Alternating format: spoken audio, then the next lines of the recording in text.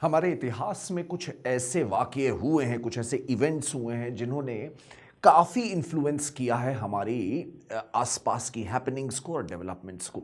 उन्हीं में से एक इवेंट है जिससे मैं आज तुम्हें दो चार कराऊंगा। इसका नाम है चौरी चौरा कांड।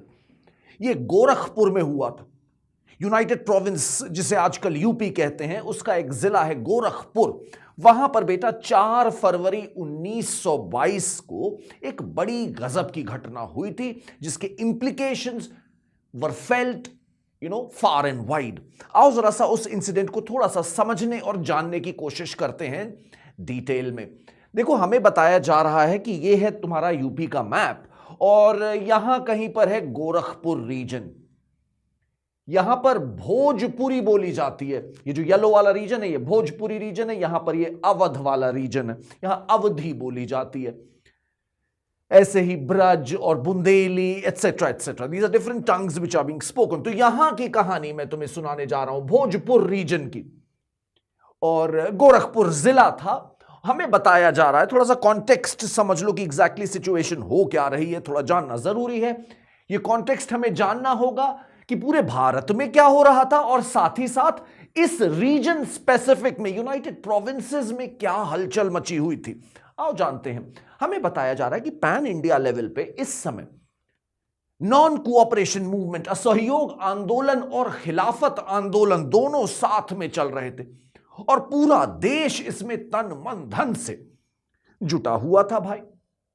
ठीक है ना। ये क्यों शुरू हुआ इसका तुम्हें थोड़ा थोड़ा अंदाजा होगा। खिलाफत मूवमेंट क्यों आया, एनसीएम क्यों आया, रोलैट एक्ट, ये सारी चीजें थोड़ी सी जान के रखोगे तो और बेहतर समझ में आएगा। तो हमें बताया जा रहा है कि पूरे भारतवर्ष में इस समय एक जन आंदोलन चल रहा था एनसीएम और खिलाफत के नाम से। Gandhi ji, Jawaharlal Nehru, Ali brothers, they all were engaged into this movement.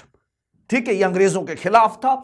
Hindu मुसलमान एकता पर बहुत ज्यादा जोर था इस मूवमेंट के दौरान। अच्छा, अब थोड़ा सा कॉन्टेक्स्ट जानो कि आखिर यूनाइटेड प्रोविंस में क्या हो रहा था। अगर यूनाइटेड प्रोविंस का इस समय का इतिहास उठा के देखने अब शुरू करोगे तो तुम्हें समझ में आएगा कि यहां पे अवध किसान आंदोलन चल रहा था।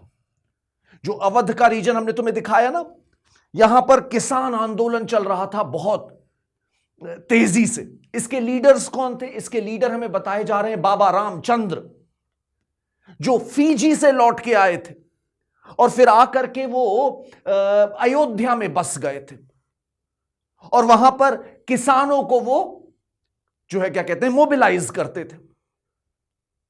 ठीक है, उनका जात पात में कोई यकीन नहीं था और वो किसानों को यूनिफाई करते थे तालुकदार के खिलाफ और अंग्रेजों के खिलाफ। बाबा रामचंद्र, इनको सपोर्ट मिला हुआ था जवाहरलाल नेहरू का। तो जवाहरलाल नेहरू और बाबा रामचंद्र मिलकर अवध के किसानों में जोश भर रहे थे। ठीक है, फिर ग्रेजुअली धीरे धीरे क्या हुआ कि बेटा कांग्रेस बिकेम बिजी एल्सवेयर और ये जो पूरा किसान आंदोलन चल रहा था यूनाइटेड प्रोविंस में, ये आ गया मदारी पासी के अंडर और इन्होंने शुरू किया एका आंदोलन, जिसमें काफी ज्यादा वायलेंस भी देखने को मिला। इन्होंने तालुकदार, जमींदार, अंग्रेजों तीनों के खिलाफ मोर्चा खोला और वायलेंस का भी इस्तेमाल किया गया इस दौरान। तो यह सिचुएशन थी बेटा गोरखपुर के आसपास के इलाके की इस समय, जबकि मैं तुम्हें बात बता रहा हूं। तो यह था कॉन्टेक्स्ट। अब ऐसे में देखो होता क्या है। हमें बताया जा रहा है कि 2 फरवरी 1922 को शांतिपूर्वक तरीके से एक बड़ी भीड़ सिटीजन्स की, प्रोटेस्टर्स की इकट्ठा होकर के they were under the leadership of Bhagwan Ahir and नजर अली। भगवान अहिर एंड नजर अली, इन दो के नेतृत्व में एक भारी भीड़ जुटी हुई थी। ये विरोध कर रहे थे गोरखपुर में, चौरी चौरा गांव के आसपास ये विरोध कर रहे थे जो लगातार कीमतें बढ़ रही थी उनका, और ये विरोध कर रहे थे कि कैसे आसपास के बाजारों में शराब की बिक्री चल रही थी। they were protesting against it. Gandhi ji was against liquor consumption. तो ये लोग इस तरह से जो अल्कोहल बेची जा रही थी उसका विरोध कर रहे थे। दे वर ब्रूटली बीटन बैक। इनके कई नेताओं को, लीडर्स को अरेस्ट भी कर लिया गया और उनको मारा पीटा गया। ऐसे में अब आता है 4 फरवरी, डी डे। हमें बताया जा रहा है करीब 2 से 2.5 हजार आंदोलनकारी इकट्ठा हो गए। ये अंग्रेजों के खिलाफ नारे लगा रहे थे। पुलिस ने इनके ऊपर फायरिंग कर दी। पुलिस घबरा गई, इतने सारे लोगों को देख के, उनके अंदर की इतनी उत्तेजना को देख करके पुलिस घबरा गई। पहले उन्होंने हवाई फायर किया, बट इससे भीड़ और भड़क उठी। अंत में डर के मारे इन लोगों ने, परेशान होकर पुलिस वालों ने ओपन फायर कर दिया। 3 सिविलियन मर गए। लेकिन इससे भीड़ डरी नहीं, बल्कि और निडर हो गई और इन लोगों ने चारों ओर से पुलिस वालों को घेर लिया। पुलिस वाले जो थे वो भी इंडियंस ही थे, अंग्रेज नहीं थे उसमें। वो सब डर के मारे बेचारे घबरा गए अपनी जान के लिए और वो सब चौरी चौरा पुलिस चौकी में जाके घुस के छुप गए, दरवाजे बंद कर लिए। लेकिन भीड़ अब बेलगाम हो चुकी थी और हमें बताया जा रहा है कि भीड़ ने चारों ओर से पुलिस चौकी को घेर लिया और उसमें आग लगा दी। 22 या 23, कुछ ऑफिशियल रिपोर्ट्स में 23 का नाम आता है, कुछ में 22 का आता है। एक आदमी जो था वो इंजरी से बाद में मरा, इस वजह से ऐसा है। तो 22 या 23 पुलिस वालों को जला करके राख कर दिया गया इस पूरी घटना में।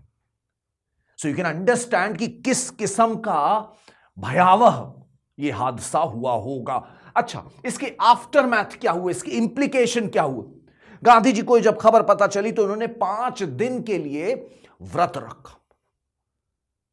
इन्होंने कहा कि मेरा यह व्रत एक पश्चाताप है, प्रायश्चित है, क्योंकि मैंने लोगों को सही तरीके से ट्रेन नहीं किया, मैंने उन्हें नहीं समझाया कि अहिंसा कितनी जरूरी है और इसी वजह से यह हिंसा हुई। तो उन्होंने अपनी गलती मानते हुए 5 दिन के लिए प्रायश्चित के लिए फास्ट किया और 12 फरवरी को इन्होंने ऑफिशियली असहयोग आंदोलन को वापस ले लिया। इन्होंने कहा कि भाई, this is, we are not ready right now and I am withdrawing this movement.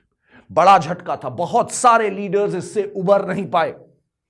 Gandhi ji को अंग्रेजों ने 6 साल की सजा दी, 6 साल के लिए इनको जेल में डाल दिया गया। लेकिन क्योंकि इनकी सेहत धीरे धीरे गिरने लग गई, इसलिए फरवरी 1924 में इनको जेल से रिहा भी कर दिया गया, ऐसा किताबों में पता चलता है। कुछ और बड़ी चीजें जानते हैं। ये जितने लोग भाई इतनी बड़ी घटना हुई, अंग्रेज भी शांत तो बैठने वाले नहीं थे। 225 लोगों को अरेस्ट किया गया और गोरखपुर सेशंस कोर्ट में इनको पेश किया गया। जो वहां के जज थे, अंग्रेज थे ऑफ कोर्स, उन्होंने इस पूरे इंसिडेंट को बहुत सीरियसली लिया। 170 लोगों को मृत्युदंड, कैन यू बिलीव इट? 170 लोगों को डेथ पेनल्टी इन्होंने दे दी। लेकिन फिर मामला इलाहाबाद हाई कोर्ट गया और वहां पर मदन मोहन मालवीय, इन्होंने अपनी लॉ की डिग्री का भरपूर यूज किया और उन्होंने कहा कि यह कितना गलत बात है कि 170 लोगों को आप बोल रहे हैं इस तरह से, जिम्मेदार ठहरा करके सबको मौत का दंड दे रहे हैं। तो फाइनली इलाहाबाद हाई कोर्ट को इनकी बात समझ में आई। ओवरऑल 19 डेथ पेनल्टीज दी गई और 14 लोगों को लाइफ इंप्रिजनमेंट दिया गया। 19 लोगों को डेथ पेनल्टी दी गई। इन लोगों को जुलाई 1923 में हैंग कर दिया गया। यह लिस्ट अगर देखोगे जिनको फांसी की सजा हुई, उसमें हिंदू है, उसमें मुसलमान है, उसमें औरतें हैं।